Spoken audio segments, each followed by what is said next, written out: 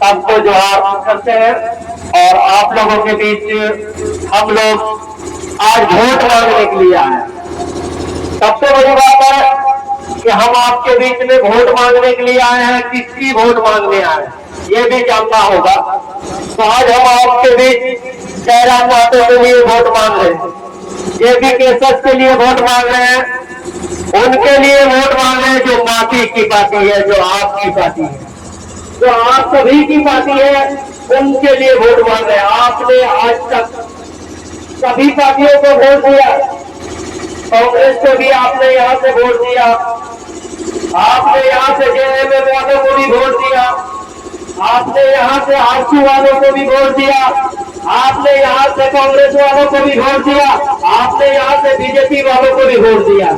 यानी गिरिडीह की जनता तमाम पार्टियों को वोट देती आ रही है, इस उम्मीद के साथ वोट देती है कि कल मेरा सुधरेगा, कल मेरा सुधरेगा, हमारे बच्चों की भविष्य सुधरेगी। लेकिन ये लोग जो ही चुनाव जीतते हैं, हमारी समस्याओं को तो दूर, हमारी बातों को तो दूर, सांसद भवन में भी नजर नहीं आती। हमारी समस्याएं, हम जिस मुद्दे को लेकर के वोट दे रहे हैं वो समस्याएं हमेशा गायब रहता है। उन मुद्दों को एक बार भी नहीं उठाया। आज हमारा झारखंड 24 साल का जवान लड़का बन गया। आज हमारा झारखंड 24 साल का जवान लड़का बन गया, लेकिन आज भी अपाहिज है, आज भी उसका पैर नहीं है। और ये पैर तोड़ने का काम किया है तो आरसू वाले बीजेपी वाले ने इनके पैरों को तोड़ने का काम किया है। जैसे हमने इन्हें वोट दिया, यहाँ के गांव के लोगों ने इन्हें वोट दिया इस उम्मीद के साथ कि हमारा यहाँ स्थानीय नीति लगेगा, इस उम्मीद के साथ कि हमारे लड़कों को रोजगार मिलेगा, इस उम्मीद के साथ वोट दिया कि हमारे यहाँ जो स्कूलें हैं वो स्कूलों में पढ़ाई अच्छी होगी। लेकिन जो का तो सब पढ़ा हुआ। आज हमारे गांव में बहुत सारे स्कूलें खुली है। आप सभी जानते हैं कि हर गांव, हर मोहल्ले में, हर मोहल्ले में स्कूल है, लेकिन आप देखोगे 1 क्लास से 5 क्लास तक है और टीचर कितना, 2 टीचर है।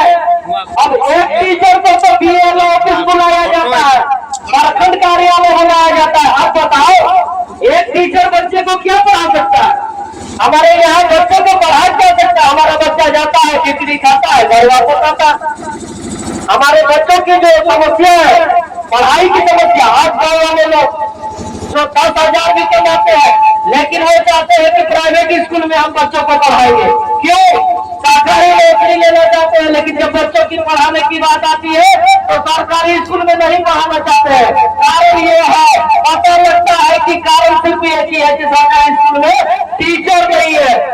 सरकार वाले, लोकसभा में बैठने वाले नेता क्या कभी बच्चों के बारे में, भविष्य के बारे में सोचा कि हम लोकसभा में प्रधानमंत्री के सामने आवाज उठाए कि हमारे झारखंड के स्कूलों में टीचरों की बहाली की जाए? कभी नहीं उठाया। यहाँ तो सिर्फ एक ही चीज कहते हैं कि 5 किलो चावल लो और गरीब का गरीब रह जाओ।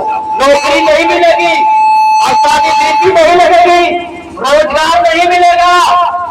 मैं पूछना चाहता हूँ, क्या यहाँ के लोगों को रोजगार की आवश्यकता नहीं है? क्या यहाँ के लोगों को नौकरी की आवश्यकता नहीं है?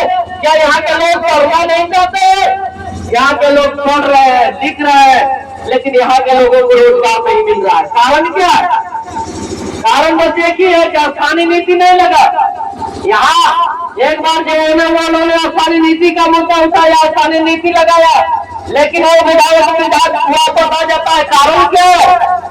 तो कारण यही है कि सरकार के जो लोग हैं, सरकार में जो विधायक है, वो सारे लोग नहीं चाहते कि यहाँ पे स्थानीय नीति बने। अगर वो लोग चाहते तो स्थानीय नीति सबका बना होता, लेकिन वो लोग नहीं चाहते हैं कि यहाँ स्थानीय नीति बने। वो लोग चाहते हैं कि जब तक बुरबुर जिंदा है उसी मुख्य नहीं बनेगा। लेकिन अब झारखंड की जनता क्या चाहिए कि जयराम महतो को इस बार लोकसभा में भेजेगी और झारखंड की जनता लोकसभा में जयराम महतो को भेजेगी और यहाँ की आवाज को उठाने का काम जयराम महतो करेंगे। आपको मैं बता दूं,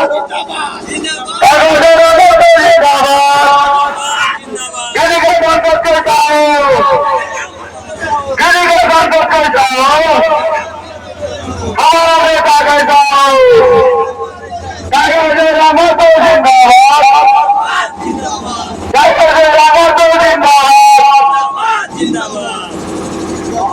सभी से मैं अनुरोध करूंगा कि इस बार आप सब से उठ करके, जात पात से उठ करके आप इस बार एक मरतबा इस बार आप जयराम महतो का चुनाव चिन्ह गैस सिलेंडर का जो 12 नंबर पर है उस पर आप अपना बहुमूल्य वोट दो।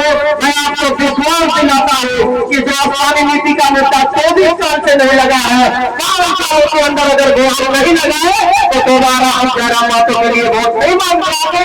इसी बातों के साथ मैं अपनी बात को खत्म करता हूँ। जयराम महतो जिंदाबाद।